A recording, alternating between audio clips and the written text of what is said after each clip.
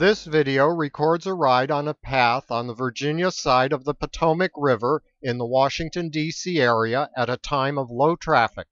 This path makes an important connection because bicyclists may not ride through the large Arlington National Cemetery. Turning the Google satellite view so that south is at the top shows the direction of this trip from the Arlington Memorial Bridge to the Pentagon. John Schubert is the cyclist you'll see in the video. I'm John Allen. You'll hear me, but you won't see me because I'm behind, well, actually under a helmet camera and in front of a rearward-facing camera on my bicycle's rear rack. This will be a single, continuous take. Let's go. And you follow me? The picture-in-picture shows the rearward view. You can see the pillars of the Memorial Bridge in the background. Passing. The first few hundred feet of the path are of standard width, but now it narrows. Much of the path is narrow like this. Up, there goes my phone. Got a phone call. These signs are at head height. As I take the call, I pull forward to where I can see clearly up the ramp. I'm on my bike. I'll call you in half an hour. Best not to chat on the phone while riding. Okay. Okay, bye. While I put my phone away, John and a runner cross the off-ramp. I wait for a safe opportunity to cross. I also check behind me in case someone else might get in my way as I'm crossing. Note the widened ramp from the crosswalk. Other than that, this section of the path appears to be 1980s era construction, about 8 feet wide. It does have a center stripe, though. Another platoon of cars crosses on the ramp that I just crossed. The narrower path to the right leads to where we want to go. There are no wayfinding signs. Bicycle behind you! Gee. That situation got a little bit tight as the runner merged in. John got ahead of me while I made my phone call. He's crossing at an on-ramp. I point straight ahead to indicate that I intend to cross. Now the runner crosses. He is not far behind us. We are not going much faster than he is. From here on, the path runs alongside a highway. We approach the first of 3 bridges. On this bridge, there is some separation between the highway and the path, though the wall on the left is of substandard height and too close to the path.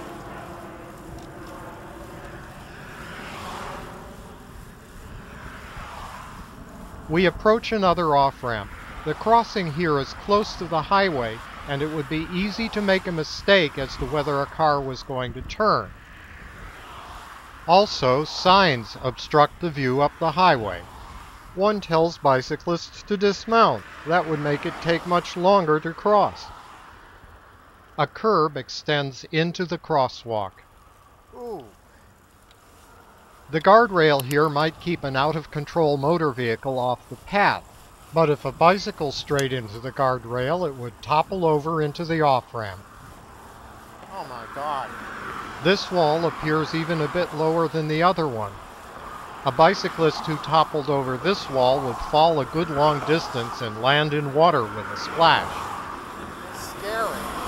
I need to get the attention of the pedestrian ahead in spite of the loud traffic. Passing on your left! He was on his cell phone. He also might turn to look over the wall and enjoy the view. A fence on the left protects some Pentagon operations equipment. The fence is properly located away from the path. The guardrail on the right continues, though, effectively narrowing the path.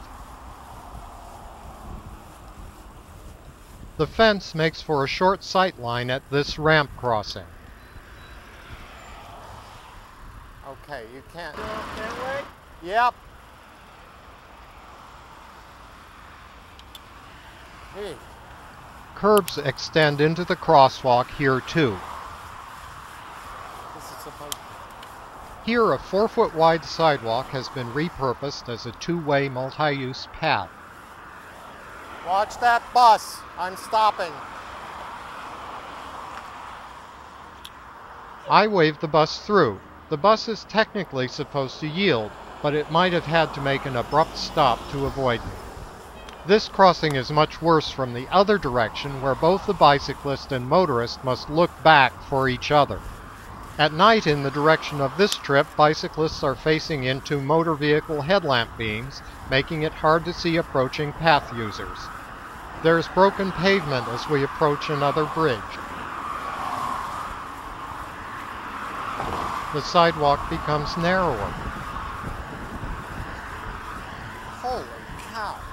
The fence here, probably intended to supplant the broken railing, keeps people from throwing things on cars below and is high enough to restrain a bicycle.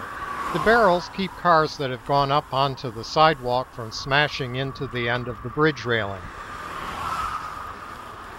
This is the narrowest yet because we are hemmed in by a guardrail, which also would send an out-of-control motor vehicle sliding along the sidewalk to take out bicyclists and pedestrians. Fortunately, we've passed that very narrow section when we meet the first oncoming bicyclist since the start of our trip. This is a time of very low traffic. Hey, I got ahead of you. I'll have another video showing travel in the other direction in rush hour. It's interesting. As we approach the Pentagon, though, we'll see that the path improves considerably, though I understand that it was better yet before new construction designed to thwart terrorists. The next on-ramp has been closed, although there are still curbs extending into the path. Up to this point, though, this is one of the worst excuses for a multi-use path that I've seen anywhere in the USA. That has to be the worst.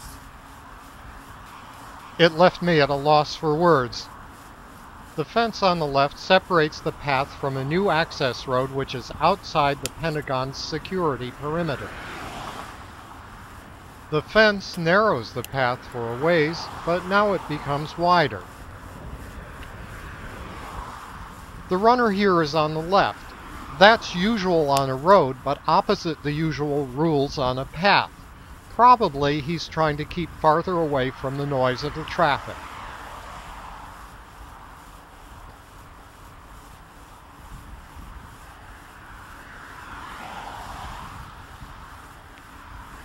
This pedestrian also is keeping to the left, but now here's one on the right.